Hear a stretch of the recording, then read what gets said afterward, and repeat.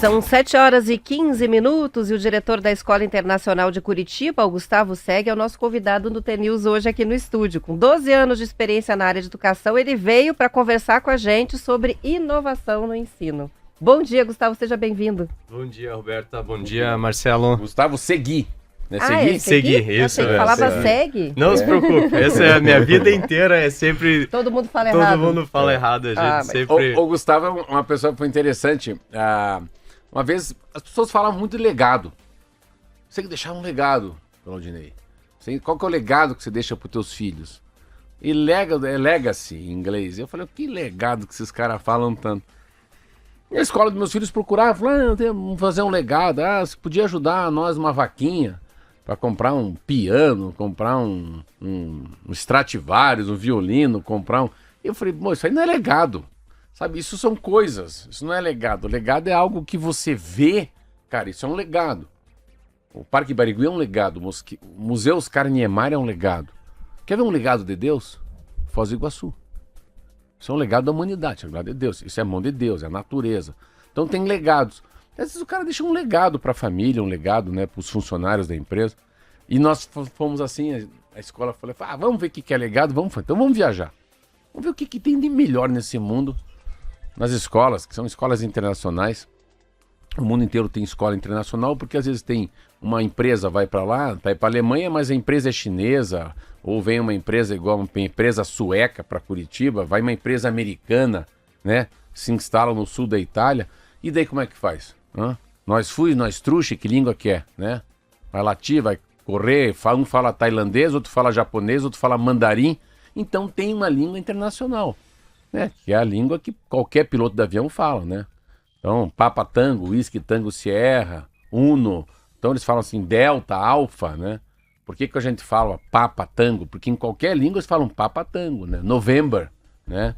Então, isso foi... E a ideia, a língua inglesa é a língua de todos. E nós fomos viajar. Fomos para a Bélgica e para a Holanda. E é interessante, a gente foi em professores, diretores da escola e pais de aluno. Um grupo de uns 8. E a gente sempre... Uma coisa que é muito interessante na vida é você pegar o olhar de cada pessoa. A gente visitava uma escola, a gente olhava o playground, o banheiro, como é que era a operação, o tamanho da sala, se era quadro negro ou era um big iPad na parede, se tinha tecnologia ou não, qual que era a temperatura, o tipo da madeira, e cada um depois da reunião que visitava a escola, colocava os pontos positivos e negativos. Falava, Gustavo, o que você gostou dessa escola que a gente visitou aqui na Holanda? Daí o Gustavo falava, Roberta, o que você achou? Eu achei legal a luz natural que entrava nas salas. Claudinei, o que você achou? Meu Deus, o que eu mais gostei foi a horta. Gustavo, o que você gostou? Playground dos caras, era na rua, era lá fora, tinha um rio, não tinha cerca no rio, todo mundo brincando na água e 8 graus Celsius. Ai. Então, mas daí por que você gostou disso, Gustavo? Daí o diretor da escola falou, não, aqui não existe, aqui o problema no mundo é roupa inapropriada. Eles não estão passando frio. Não é o clima. Não é o clima. E assim que eu conheço o Gustavo de muito tempo. Gustavo, você está aqui na Rádio Mais T do Paraná, e eu acho que é um assunto que todo mundo gosta de saber.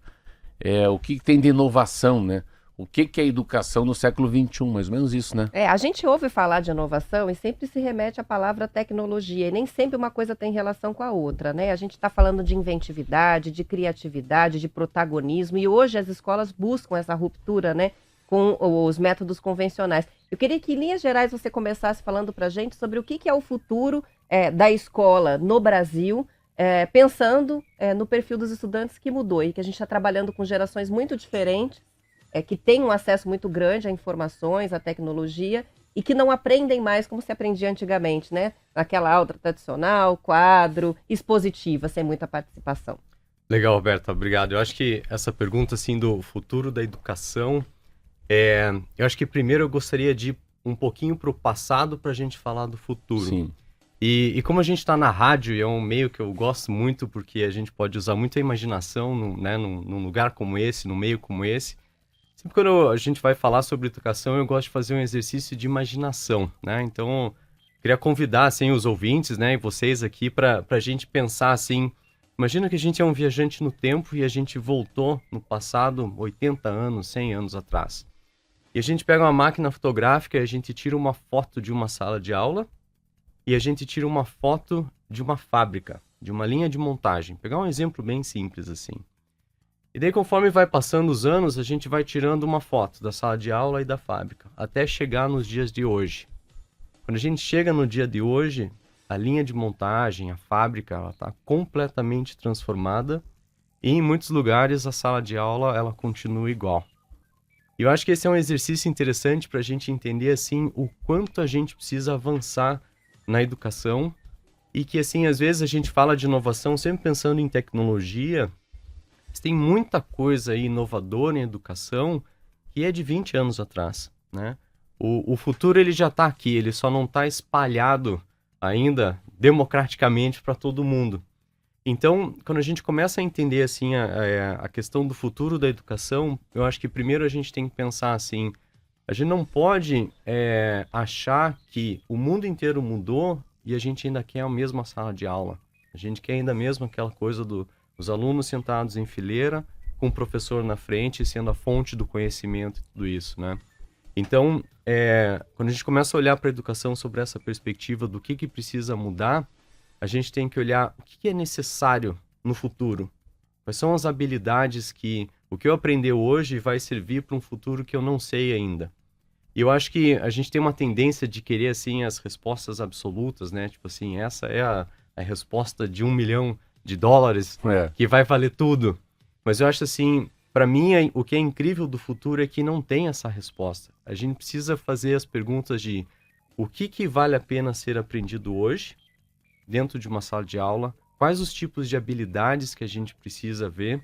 Então, assim, terça-feira vocês falaram, né, das bancas, do fim das banquinhas, né? Sim. Vocês comentaram sobre isso, né? da revista de jornal.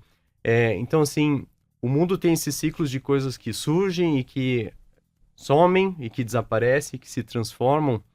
Então, eu acho que quando a gente olha para os alunos, a gente tem que pensar assim, é impossível saber o que vai sumir, o que vai aparecer daqui 10, 15 anos. Ó, deixa eu fazer um parênteses. Ele está na história do nosso 2030, 2040, 50% dos empregos que existirão daqui 10 anos, nós não sabemos qual é. A gente não sabe quais são. Então, ele acabou de falar isso. O skills, né? Antes a gente estudava pensando naquela lista, Ou né? você é engenheiro, ou você é médico, advogado, jornalista. Advogado, isso mesmo. E hoje a gente não sabe o que vai ser, porque cada ano aparecem profissões novas, carreiras novas.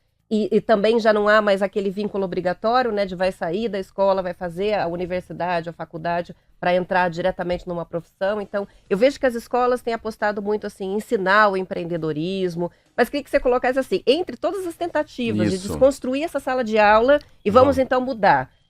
Quais são os principais acertos que você percebe desses últimos 10 anos e erros com relação, por exemplo, ao uso da tecnologia na sala de aula? Porque eu vejo muitas vezes que a escola pensa, né? Então, vamos botar tecnologia. Então, todos os alunos vão ter tablet e a gente vai projetar ao invés de escrever no quadro. E, no fim das contas, não faz muita diferença, né? O conteúdo está esquecido, né?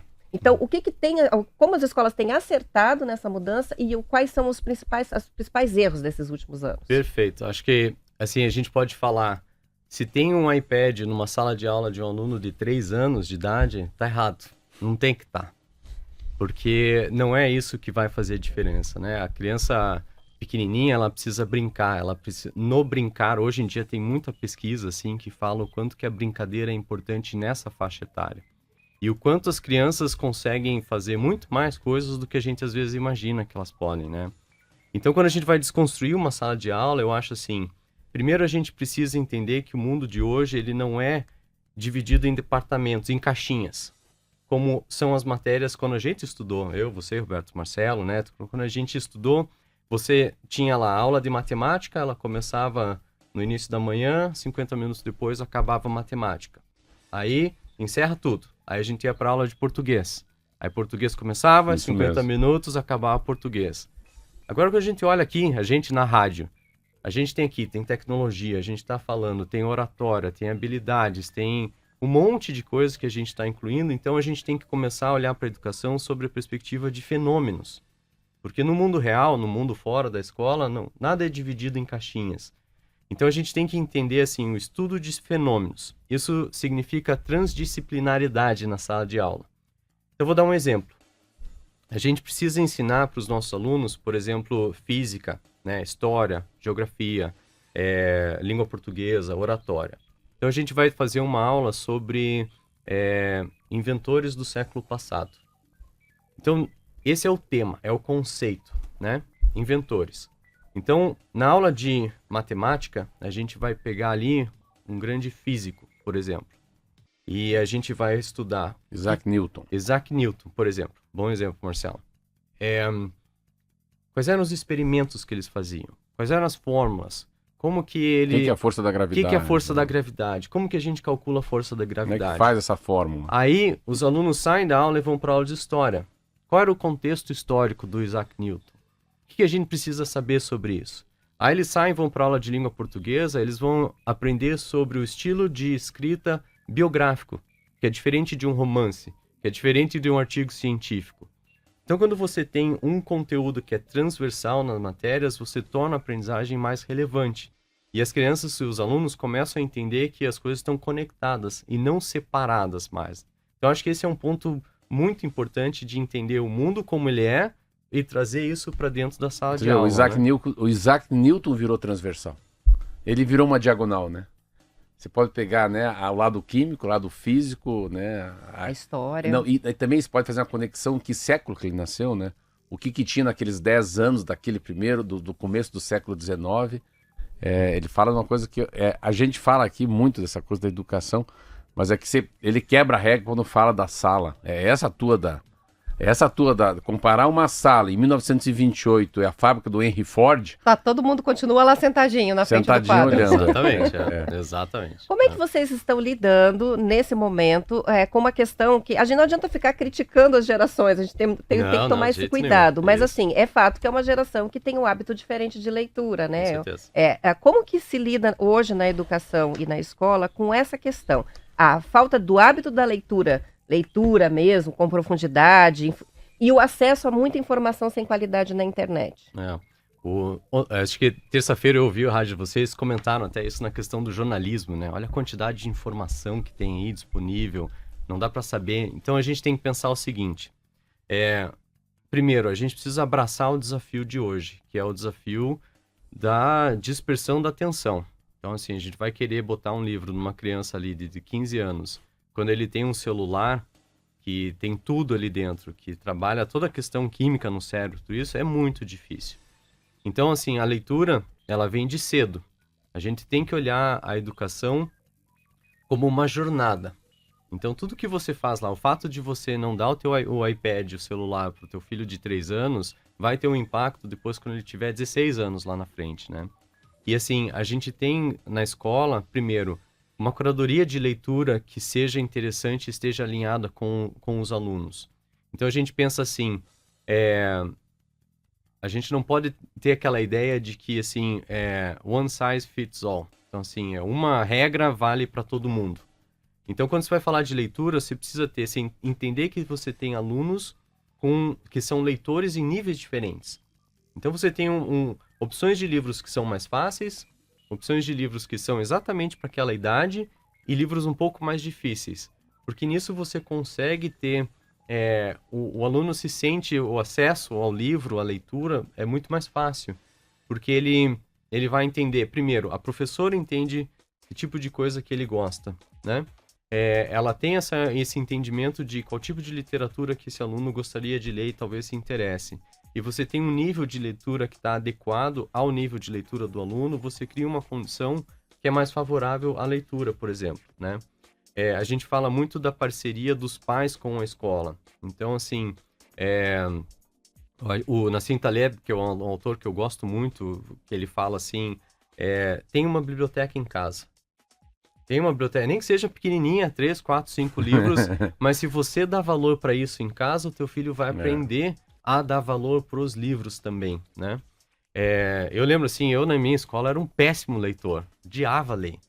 Aí eu fui para a faculdade e conheci O Senhor dos Anéis, que é a minha leitura, eu sou um fã assim de carteirinha. Que lindo. E isso que foi assim uma história fantástica foi o que me trouxe para a leitura. E dali pra frente desenrola. Eu vou fazer uma pausa, Gustavo, porque a gente vai encerrar a edição estadual, já são 7h30, mas a gente vai continuar a conversa da onde parou, inclusive avançando um pouquinho na questão da participação das famílias. Vamos encerrando então, aos ouvintes que ficam, bom dia. A gente continua para a parte do Paraná depois do intervalo e com a transmissão no YouTube até às 8. Até amanhã, os que ficam. Até amanhã. Seja bem-vindo, muito prazer. Você está na melhor, você está sintonizado na T-News. São 7h34. A gente tem muitas participações chegando, diferentes pontos aqui para a gente abordar sobre educação, inovação na educação. Estamos com o Gustavo Segui. Agora sim, né? Ele que é diretor da Escola Internacional de Curitiba, uma escola que é referência, né, para vários estados, para o Brasil inteiro. E a gente parou no ponto sobre a questão da leitura, do hábito da leitura e desse desafio, entrar na família, né? E a gente entrar na questão do apoio da família nesse aspecto. Deixa eu falar dessa coisa da família que eu acho assim, eu já tô pra vô, né? Não, meus filhos não têm filho, mas eu sou vô, assim, vou fazer 57. Eu fiz muita palestra em escolas públicas, quando eu era diretor do Detran do Paraná. E depois fiz muita também palestra quando eu era candidato a deputado federal por causa da leitura, que eu falava dos livros que deveria ler. Ah, não gosto de ler, então vou ler Os Meninos da Rua Paulo. Ah, não gosto de ler, então vou dar um livro para você que você tem que ler, que é muito legal. Ah, o adulto não gosta de ler, Augusto Cury. O Vendedor de Sonho, e O Futuro da Humanidade, Uma Conversa com o Céu, faz um monte de livro. Aí, a minha sensação, Roberta, você tem que idade? Eu tô com 43. Está na flor da idade. Qual que é o grande problema que eu vejo, se for falar família e escola? É que eu acho que no século passado, pelo menos assim que eu me vejo, cara, o respeito que eu tinha pelo meu pai era um troço terrível. Meu pai chegava em casa, cara, era um corre-corre, porque a gente tinha que sentar na mesa para comer. Então assim, meu pai não deixava abaixar a cabeça no restaurante. Levanta a cabeça, foca, levanta a cabeça. Vai dormir em casa, tá com preguiça? Nós estamos num restaurante. Dá a mão, olha no olho. Olha na mão no olho no Claudinei. Que mão mole, parece um peixe cozido. Faça direito, piá. E essa roupa aí? Parece bicheiro. Onde você vai com essa calça? Então, isso vai te dizer o jeito de andar, o jeito de se vestir, o jeito de olhar, o jeito de pedir a comida. Vai comer o que tem. Roupa, não. Ou vai pôr azul, ou vai pôr a branca. Não vai pôr aquela lá roxa, você não vai pôr. Você não vai com a roupa do super-homem na missa. Vamos. Então, o pai e a mãe tinham um papel importantíssimo na vida da gente, que era o lado educacional. E aí, então, quem nos ensinava, a educação era em casa, e quem ensinava era o professor. Então, eu li uma vez um livro do Edgar Morin, Religação dos Saberes. Era a escola que me ensinava o que você acabou de falar, da fábrica, de olhar para trás, né? Maneira mais lúdica, como é que a gente vai ler. Só que as regras básicas, né, de cumprimentar, higiene bucal, depois que vai no banheiro, troca a cueca, troca da calcinha, toma banho, escova os dentes, vai na missa, cala a boca. Essa coisa era de pai. Então, quando a gente vê essa conversa de pai... Não, senta aí. Senta, não, fica na mesa. Falta o pudim de leite ainda. Calma, você não vai sair da mesa, não. Quem que ligou desliga a televisão. Vamos conversar aqui. Então, esse fator da família unida... Tinha um livro do Francisco Azevedo, Arroz de Palma. O fator da família, da encrenca, da briga, o agregado que chega, falando besteira na mesa, mas a gente vai. Então, família é duro, mas é bom. O molho é meio azedo às vezes, mas a gente faz parte da vida. No meu entender, Roberta, a sociedade está passando para a escola duas coisas, educar e ensinar. Mas agora é com você. Obrigado, Marcelo. Me joga essa bola agora, né? Resolve aí agora. Jogou a batata quente. Exato, totalmente. Mas tem muita coisa para comentar aí, né? Então vamos Porque lá. ele vai ser muito polido com os pais e com as mães. Exemplo que a gente conversa, fala, pô, joga eu lá, me joga lá pra falar com seus pais. E daí eu falo da minha linguagem com eles. Porque assim, eles são funcionários, são colaboradores de uma escola, né? Eles têm que ter essa decodificação. Que tipo de pai que é esse? Que tipo de mãe que é essa, né? O que eles estão esperando? Porque às vezes, esse dia eu lembro que na escola teve uma confusão lá, que o professor foi dar um sabão nos caras e o menino não olhou pro professor. Ô, levanta a cabeça aí.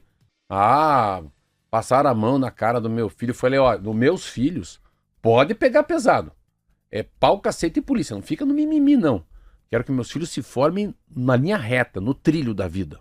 A vida é dura. Então, quem leva a vida na moleza, a vida fica difícil. Mas quem leva a vida, né, quem dá duro na vida, fica mais fácil. Eu fui na escola, eu lembro que deu um quiprocolo, eu falei, não tira o pé, Gustavo, pode trocar marcha a 100 km por hora, não tira o pé com meus filhos. Então, essa visão que eles têm que ter também, né, Roberto, de cada pai, de cada mãe, né, eu acho que é muito difícil. Mas vamos, é com você, Gustavo. Mas eu acho esse ponto, Marcelo, é super importante, assim, primeiro porque não existe a escola perfeita, primeiro de tudo, e eu acho que esse alinhamento, assim, a gente precisa conhecer a proposta da escola, isso tem que estar alinhado. A gente fala muito assim, o nosso papel também é ajudar as famílias a entenderem qual é a nossa linha, né? E o que a gente está propondo. E se isso faz sentido para a família, para tudo. Porque, de fato, a gente tem assim, um modelo de educação muito diferente do que eu tive, do que a Roberta teve, né? Do que vocês tiveram. Provavelmente muito do que os ouvintes tiveram. Então, assim, é meio intangível esse novo modelo de educação, principalmente porque é muito focado em projetos. Eu lembro que eu tinha que ficar fazendo tabuada em casa por horas. Tipo assim, isso não existe mais, não faz sentido isso. E hoje isso não está na mochila, né? Quando a gente ensina criatividade, quando a gente ensina pensamento crítico, colaboração, comunicação, isso não vem no boletim, na mochila do filho que o pai pega e vê isso. Muito bem colocado. Muito A gente bem tem algumas mesmo. participações de ouvintes dizendo que muitas vezes, até teve um que falou, entendi agora, né, quando você falou sobre a conexão entre as disciplinas, né, que todas as disciplinas trabalham entrelaçadas em um tema, né, sobrepondo com outro tema e barará, barará. E muitos escreveram dizendo assim, a questão é que às vezes os pais não entendem o que está sendo feito. Perfeito. A educação, hoje, eu acho que um dos desafios é que a educação não é só para os filhos. A gente, eu sou pai também, a gente precisa se educar sobre educação. E, assim, essa relação com a escola ela é mais importante do que nunca. E eu vejo, assim, a escola, ela tá e também tem que abraçar os pais. Porque se a gente só educar os filhos e deixar os pais de fora, sem entender o que está acontecendo, que mundo, o que mudou, fica esse vácuo aí. E daí ninguém se entende. A gente precisa se entender. Uma escola é uma organização que é humana. E se a gente não se conectar, se a gente não conversar, e se a gente não se entender, não funciona esse sistema, né? Eu dou um exemplo que eu acho que é muito legal, assim, do que mudou de lá para cá, assim, que às vezes, assim, abre uma porta para os pais que estão ouvindo a gente aí. Mas, assim, eu faço uma pergunta para vocês. O que você prefere? Antigamente, a gente ensinava... Imagina o mapa da cidade de Curitiba. Aí você vai sair ali do Shopping Miller e vai na prestinaria, por exemplo. Antigamente, uma aula de matemática, uma aula seria assim. Marcelo, Roberta, você anda 2 quadras, você pega essa rua, você vira à esquerda, você anda à direita, você anda 5 quilômetros e você chega lá na prestinaria. Você ensina o caminho. Hoje em dia, o approach que a gente tem de comunicação, não, mas de educação, e para onde a gente está olhando, a gente vai falar assim, aqui está o mapa de Curitiba. E a gente vai aprender e ensinar vocês a navegar nesse mapa. Para navegar nisso, você tem a bússola, você tem o Google Maps, você tem o carro, você pode ir de ônibus, você pode ir a pé, você pode ir de bicicleta, de tudo isso. Então, assim, a gente vai explorar tudo isso. Eu, Gustavo, que sou mais ativo, vou querer ir correndo para a prestinaria. O Marcelo vai querer ir de transporte público para ver como é que vai funcionar isso. Nesse caso, pode baixar o aplicativo para ver o horário, qual ônibus que Exatamente. passa e está chegando. Então, assim, se a gente imagina isso como uma sala de aula, você vê como a gente está adaptando também a educação e existem várias maneiras de você chegar no mesmo resultado. Quando a gente fala de inovação, que a gente falou no começo, resolução de problemas, criatividade, existem várias formas da gente endereçar. O Marcelo falou da grama, né? Terça-feira. Tem que ter grama no quintal das casas para chuva, para drenagem, para tudo isso, assim. Então, essa é uma opção simples. Tem 1 milhão de outras maneiras de se endereçar isso, né? Então, assim, agora para o pai. Antigamente era fácil. Nós 4 aqui, a gente fazia uma prova de matemática, nós 4 tirávamos 7 no boletim. O que esse 7 fala sobre a nossa aprendizagem? Eu entendo muito de álgebra, o Marcelo de cálculo, né, trigonometria, geometria. Mas para o pai, 7 está na média, vai passar de ano, beleza. Era mais fácil, de fato. Mas fala muito pouco sobre, de fato, o que a gente aprendeu. É muito quadrado, né? É muito quadrado. É que a visão dele é holística. Eu acho, é como se fosse a psicóloga. Eu vou na psicóloga. A psicóloga não me dá o caminho. Mas ela me dá uma bússola, me dá um tacape, me dá um pedaço de Te ensina a arame, navegar. um óculos estragado, um pedaço de folha, né, um fósforo, uma neusaldina para dor de cabeça. Daí a gente fica, pô, o que que é? Agora acha o caminho.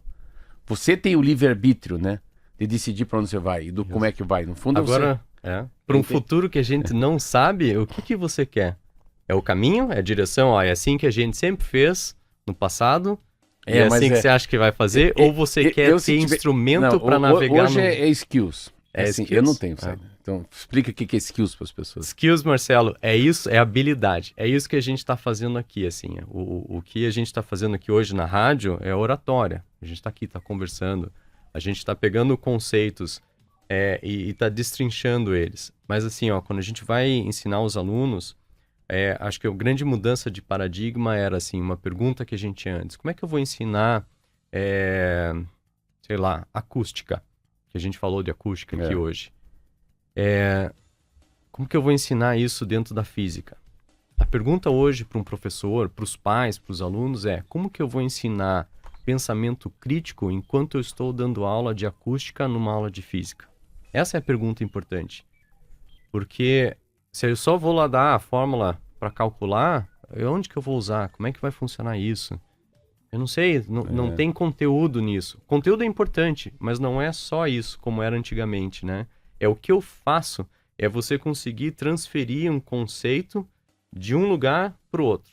Então a gente vai aprender lá sobre o Rio Nilo, por exemplo. A gente não interessa mais quantas pessoas tem, quantos quilômetros tem o Rio Nilo, tudo isso. A gente precisa entender qual é o fator, a importância do Nilo para a economia, na economia do Egito. Porque quando a gente entender esse conceito, a gente vai para o Rio Amazonas e daí a gente consegue transferir isso. Quando a gente fala do papel do Rio Amazonas para a economia. Né? Eu queria dados ser soltos, inteligente né? como ele. Olha, a gente tem participação que chega aqui da professora Mônica, é professora de português e inglês em Cascavel. Ela está elogiando, disse nota 10 para entrevista sobre muito educação. obrigado. E aí ela coloca algo cultural que a sociedade está precário na sociedade, né? Principalmente ao público infantil e adolescente, que é a leitura. E também a participação que chega, um outro ouvinte que escreveu, não peguei o nome aqui, mas depois eu registro quem foi. O importante é o que escreveu. O aluno estuda, o filho dele tem 16 anos, adora ler, lê um livro por mês, agora está lendo o livro da Estranha Teoria da Lua, né? O que é bem raro hoje. Ele não é muito ligado no celular. E isso é uma coisa curiosa, porque nessa idade eles são muito, né? Eu queria até voltar lá, de repente, para a gente trazer algumas dicas para os pais de como se envolver nessa questão da leitura, porque você trouxe um negócio muito legal antes do intervalo que não concluiu muito bem. Como você conseguiu despertar em você o gosto pela leitura a partir de uma obra mais popular, né? Que era O Senhor dos Anéis. E eu até compartilhei no intervalo que na minha casa teve uma experiência parecida. Meu filho mais velho retomou, depois da adolescência, o hábito da leitura mesmo, assim, a partir do Harry Potter, né? Gostou muito do Harry Potter, leu toda a coleção e dali para frente não parou mais. Então, não é a escola que vai apresentar exatamente essas obras, né? Você falou de montar uma biblioteca dentro de casa, o exemplo dos pais, né? De tentar, de repente, fazer o esforço. O que mais pode ser feito para que a gente consiga fazer eles voltarem a ler? Eu acho que primeiro entender assim que cada fase da criança é uma fase diferente. Então, e entender assim, não é sobre a gente, é sobre o que eles gostam de fazer. Então, assim, eu adoro O Senhor dos Anéis, minha filha não é dessa. Então, não adianta eu chegar e forçar ela, vai começar a ler e aqui vai ser a literatura que você vai começar.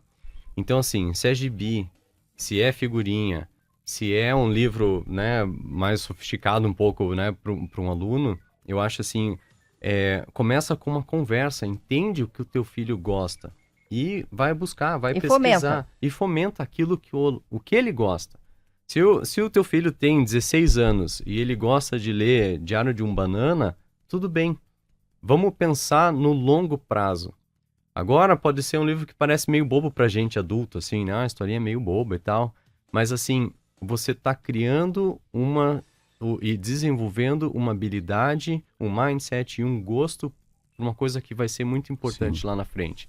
Eu comecei no Senhor dos Anéis, agora eu leio. Os dois exemplos são bons. Um monte de outras coisas. O exemplo do filho da Roberta é bom também. É muito bom. E você vê, e todos tiveram um gap, pararam de ler.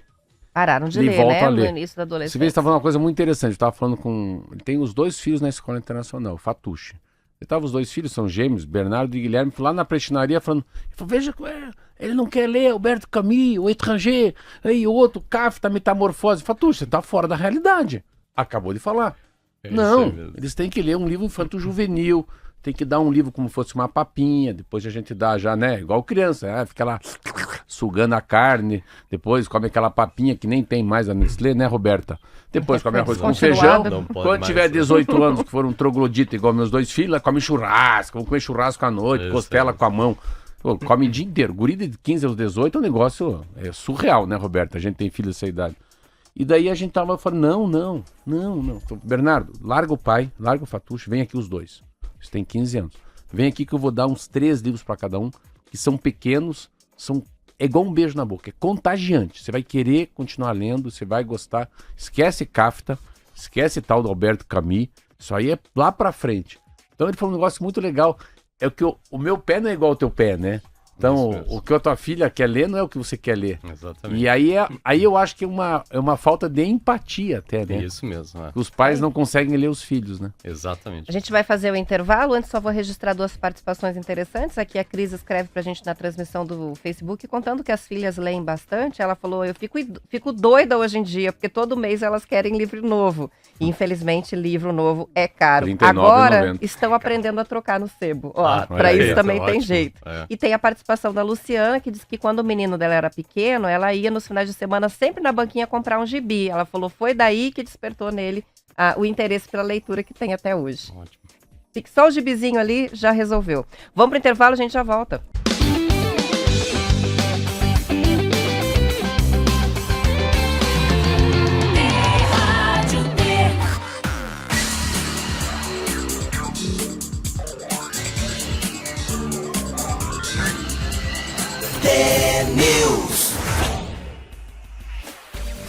São 7h70, 70 não, né? 52.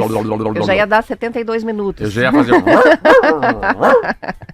A gente tem uma participação que chega, ouvinte final de telefone 4935, que diz assim, acho que nossos filhos precisam ser crianças por mais tempo. Parquinhos públicos na Europa, por exemplo, não decepcionam. Tem brinquedos pedagógicos que desafiam as crianças de 10 ou 12 anos. E ela é a Poliana. Às vezes queremos que cresçam logo, mas enquanto der ser criança, que deixemos ser crianças.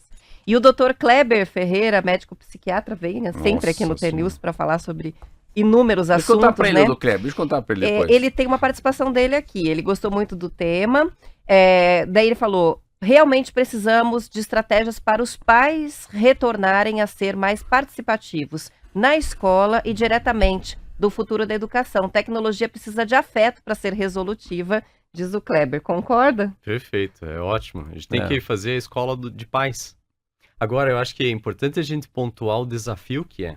Em momento algum, a gente está falando que é fácil. Porque os pais também estão trabalhando, é o estresse, é o dia a dia, as demandas que a gente tem. Então, assim, eu acho que é importante pontuar também que, assim, é difícil. E quando a gente fala de educação num país como o Brasil, é um assunto muito complexo. Muito fácil, talvez, de generalizar as coisas, mas eu acho que é importante dizer, assim, que tem muitos layers, né, muitas camadas aí que a gente precisa também levar em consideração e entender que o que a gente está falando aqui é muito importante, a inovação e tudo isso, mas também dizer que existe muito desafio em relação à educação, é uma coisa muito difícil, não é uma coisa que vai resolver de maneira simples e tudo isso, mas eu acho que é importante compartilhar essa informação, porque uma vez que você sabe que existe, a gente dá oportunidade para as pessoas buscarem, né? E isso, para mim, eu acho que é o que faz muita diferença e é o grande poder que, por exemplo, tem a rádio aqui, né? De compartilhar uma informação. Você pega a deseducação que foi a eleição. Eu vejo crianças de 10, 12, 15 anos falando do Lula, do Bolsonaro, e me arrepia, assim, a coluna cervical, porque é o que os pais falam na mesa. E daí, eles repetem sem entender contexto, sem nem saber, né? Macaquice, né? Repete mesmo. E é interessante esse lado que você está falando, assim, da educação. Claro que eu acho que a cada 10 anos tem uma nova formação, são pais de uma outra geração. Então, a cada 5 anos os pais são diferentes, né? Eu vejo isso assim, eu sou casado com a minha mulher, tem 45, eu tenho 56. É totalmente diferente a maneira que a gente vê a educação dos filhos, comportamental, também a chegada, né, do celular, do iPad, né? O que vê na televisão, Netflix, seriado, né? Então, já não tem na cabeça de uma criança ir ao cinema. as coisas que eram lúdicas, né, deixaram de ser lúdicas. Então, pular corda, subir na árvore, pega-pega, um futebol mais recreativo, mas não um futebol para você se tornar o Messi, né? Eu sempre falo que eu vou numa escola e vejo todo mundo atrás do cone. Quebra esses cones, cara. Joga a bola para qualquer lado. Ele não precisa ser simétrico, ele é assimétrico, ele é O flexível. importante é movimentar o corpo, né? Não é se preparar para ser atleta, não precisa ficar bonitinho, magrinho, é outro jogo. Então você fala uma coisa que eu acho muito interessante. O Kleber tem duas coisas, o nosso amigo psiquiatra de primeira, legal. que ele tem duas coisas que você vai aprender. Primeiro, que o sono é o maestro do humor. Ele ensinou Nossa. isso pra gente. E segundo, o importante é ter uma boa saúde e uma memória ruim. Uma boa saúde, uma memória Isso ruim. é o segredo da saúde mental. Ah, é? Legal, Eu já né? esqueci as coisas que nos afetam, é isso, né? Isso aí. Interessante, né? Muito bom, exatamente. É. A Sandra Meu- está escrevendo para a gente, um memória ponto tá aqui. interessante aqui que ela coloca é a questão também da dificuldade que os estudantes, crianças, adolescentes têm de não saber estudar, não ter métodos de estudo. Então ela fala assim, é tudo lindo, né? Quando a gente fala do problema do aluno estudar, dos recursos tecnológicos, né? Que eles não sabem usar os recursos e falta apoio da família nisso também. Entendem tudo de rede social, sabem mexer em todos os aparelhos, mas não sabem estudar. Perfeito. Vocês sentem isso também? Sim, com certeza, sim. Primeiro, eu acho que assim, todos os pais que estão ouvindo sintam-se abraçados, porque a gente precisa Fortemente. disso fortemente, né? Mas isso, né, o aprender a aprender. Como que se aprende hoje em dia com o celular, com computador, com mídias sociais? Como que isso faz parte também da educação? E eu acho que e é uma coisa ainda assim, pouco falada dentro das escolas. A gente tem uma grande uma área de desenvolvimento hoje, com o que a gente sabe da neurociência, chama Mind, Brain and Education. Tudo que acontece dentro do cérebro de uma criança de 4 anos, de 10 anos, 16 anos, que é muito diferente, a gente consegue entender isso e criar maneiras de ensinar e ensinar os alunos a aprender baseado na maneira que o cérebro deles funciona, né? Então, assim, isso é uma coisa que assim, já existe há muito tempo, mas está na ponta da inovação. É pouco lugar que tem, são poucas pessoas que têm acesso a esse tipo de aprender coisa, a aprender, né? Aprender a Lindo isso. aprender. Aprender a aprender. Que é uma habilidade. É um Porque skill, é uma habilidade. a gente fala muito, né, da educação e vai para a escola, mas hoje em dia a gente fala muito sobre a educação para a vida toda, né? Lifelong learner, que a gente chama. E eu acho que, até vocês falaram aquela jovem que começou a aprender a mexer com drone, comprou um para brincar, daí Isso, depois virou hoje, professor. e agora tá dando aula, agora tá educando outras mestre pessoas. em operação de drones. Isso, exatamente, né?